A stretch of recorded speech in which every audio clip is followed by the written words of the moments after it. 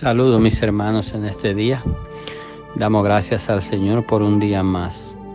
Oremos, Padre, gracias porque tú nos permites ver este día. Gracias porque nos recuerdas que este día no tiene copia. Ayúdanos a hacer en este día lo que tenemos que hacer, porque el día pasa y no se repite. Señor, ayúdanos a pensar en esto. Que las tareas que tengamos reservadas para hoy, la podamos hacer, la podamos cumplir. Ayúdanos, Señor, que te necesitamos. Te ruego que estés con los tristes y afligidos de corazón. Tú sabes quiénes son, sabes dónde están. Sabes por lo que cada uno de tus hijos, tus hijas esté pasando en este día. Rogamos que tú le consueles y que tú le permitas mirar más adelante. Gracias porque en ti tenemos esperanza. En Cristo Jesús. Amén. Vamos a tomar una frase de Mateo capítulo 28 y versículo 19, que es bien conocido, pero solo vamos a leer: por tanto, id y haced discípulos a todas las naciones, bautizándolos en el nombre del Padre y del Hijo y del Espíritu Santo. Entendemos por hacer discípulos. Un discípulo es un creyente, es un aprendiz, es un seguidor, es una persona que necesita guía, que necesita dirección, que necesita ser dirigido al propósito. Pero más que todo, el término bíblico se refiere a alguien que está creciendo en fe y amor por el Señor. Realmente, cuando pensamos en esto, entonces, ¿dónde quedamos nosotros? Nosotros somos lo que estamos o debiéramos estar encargados de que cuando un hermano se arrepiente, se convierte por haber escuchado el Evangelio, por haber creído, por haber aceptado, por haber confesado, llega a la iglesia o al lugar donde está o donde estamos, y nosotros somos los encargados, todos, de agarrarlo de la mano y empezar el proceso de crecimiento enfocado en fe, en amor por el Señor Jesucristo. ¿Cómo entendemos esto y cómo lo explicamos? A veces creemos que lo más importante es el momento de confesión y de salvación, y de hecho que lo es bien importante, pero también es importante la vida santificada, es decir, que empiece el proceso de santificación y que siga hasta alcanzar madurez en cuanto a la santificación se refiere.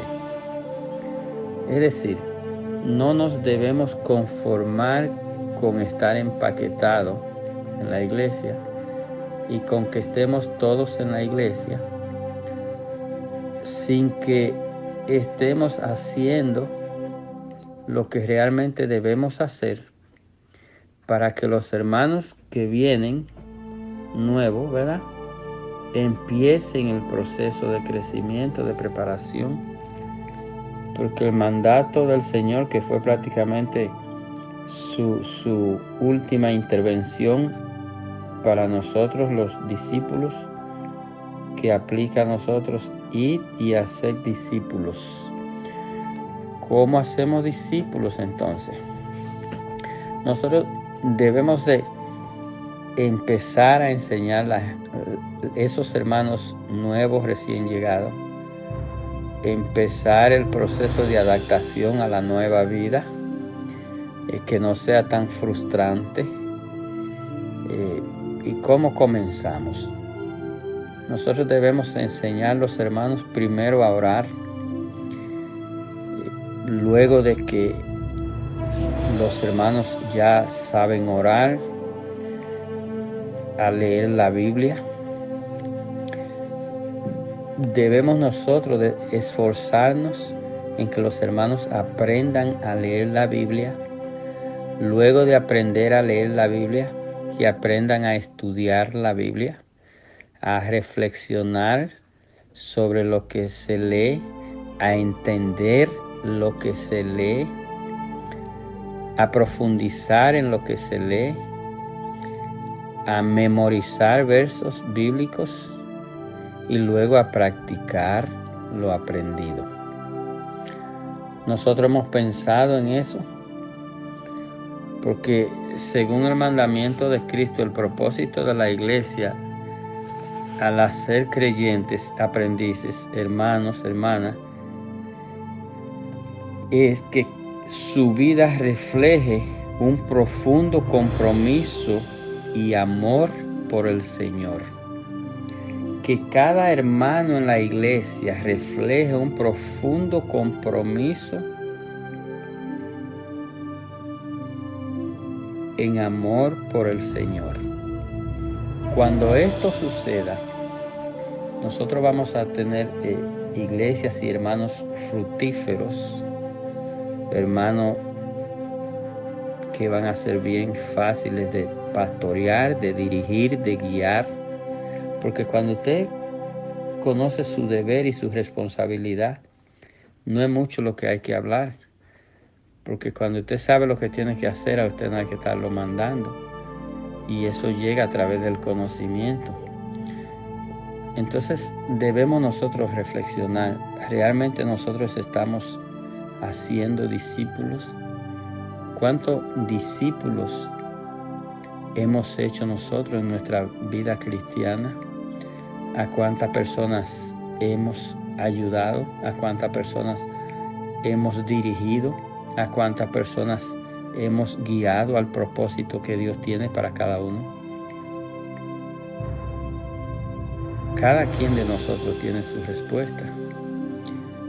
Y qué bueno fuera que cuando una gente nueva llega a la iglesia, el proceso de adaptación no sea frustrante, sea fácil, y que nosotros podamos dirigirnos todo y estar todo, como dirían, en la misma página. Y esto debe ser es un compromiso de todo, ya sobre todo nosotros los que tenemos un poquito más de tiempo. Entonces, ¿en qué área puedo hacer discípulo? Sencillo, lo podemos poner de esta manera. Yo debo enseñar todo lo que sé. Yo debo reproducirme en lo que sé. Es decir, si yo sé tocar piano, yo debo enseñar a personas a tocar piano. Si yo canto en la iglesia, yo debo enseñar personas a cantar. Si yo dirijo en la iglesia, yo debo enseñar hermanos a dirigir en la iglesia. Eso es hacer discípulo. Eso es parte del propósito de hacer discípulo. Ojalá que nosotros pudiéramos entender con claridad esto y pudiéramos empezar lo que no han empezado, a tener este mandamiento de hacer discípulos, que es lo que dice la palabra, hacer discípulos, que es un verbo imperativo, es un mandato, que nosotros cada uno lo podamos coger como para nosotros mismos y empecemos desde que escuchemos esta pequeña reflexión a meditar sobre esto y a mirar a nuestro alrededor e intentar cumplir con lo que no estamos cumpliendo. Dios le bendiga mucho en este día. Bye bye.